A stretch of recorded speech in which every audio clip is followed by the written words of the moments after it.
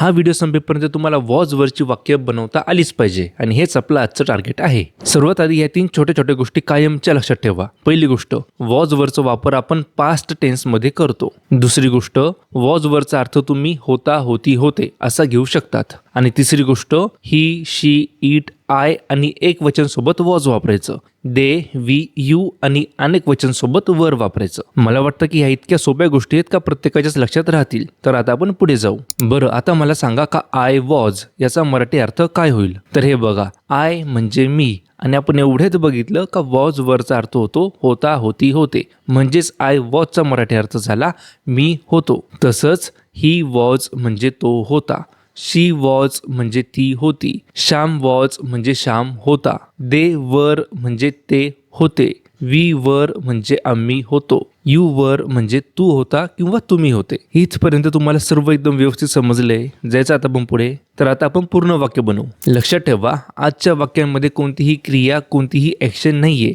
आजच्या वाक्यामध्ये आपण फक्त कोण काय होतं किंवा कोण कसं होतं एवढंच सांगणार आहोत। मी श्रीमंत होतो, मी होतो म्हणजे आय वॉज, श्रीमंत म्हणजे रिच, मी श्रीमंत होतो, आय वॉज रिच। अशाच प्रकारे तो श्रीमंत होता, ही वॉज रिच, ते श्रीमंत होते, दे वर रिच, आम्ही श्रीमंत होतो, वी वर रिच। लक्षात ठेवा, जर वाक्य नेगेटिव्ह असेल तर वॉजच्या जागी फक्त वॉजंट घ्यायचं आणि वरच्या जागी फक्त वरंट घ्यायचं। बाकी सर्व वाक्य सेमच राहील। जसं मी श्रीमंत नव्हतो, आय वॉजंट रिच, तो श्रीमंत नव्हता, ही वॉजंट रिच, ते श्रीमंत नव्हते, दे वरंट रिच, आम्ही श्रीमंत नव्हतो, वी वरंट रिच। अजून काही वाक्य बघू। मी रागत होतो, आय वॉज अँग्री, मी रागत नव्हतो, आय वॉजंट अँग्री, ते घरी होते, दे वर ॲट होम, ते घरी नव्हते, दे वरंट ॲट होम। तो खूप खुश होता, ही वॉज व्हेरी हॅप्पी, तो खुश नव्हता, ही वॉजंट हॅप्पी।